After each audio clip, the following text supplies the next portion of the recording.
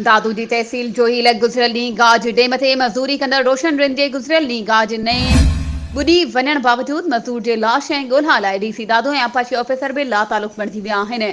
को बि तदारक न थियो। दादू डीसीओ ऐं सीएम सिंध जो फोकल पर्सन मंसूर शाहानी ही सीएम सिंध साईं सरकार जे हुक्मनि ते अमल न कयो। ॿोॾि मुतासिर माण्हुनि खे कंहिं बि क़िस्म जो रिलीफ न मिलियो। मुस्तैक अवाम परेशानियुनि में मुब्तला ॿुॾी वियल मज़दूर जे भाउ अकरम रिंद जी अॻवाणी में प्रेस क्लब जोही पहुची एहतिजाज कयो त असां काल खां वठी इंतज़ामिया सां राब्तो कयो, मगर अफ़सोस जो दादू डीसीओ समेत कंहिं बि ऑफिसर राब्तो न कयो। अॼु रेवेन्यू जोही ऑफिस ऐं थाणनि जा चकर काटे रहिया आहियूं, पर को बि मिलण लाइ तयारु नाहे। ही हिकु इंसान लुढ़ी वियो आहे, जानवर न।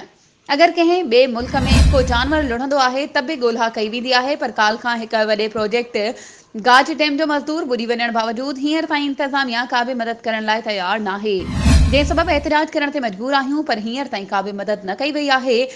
हुननि आला इंतज़ामिया समेत इलाइक़े जे मोज़िज़नि खे अपील कई आहे त ॿुॾी वियल मज़दूर रोशन रिन जी ॻोल्हा में असांजी मदद कई वञे।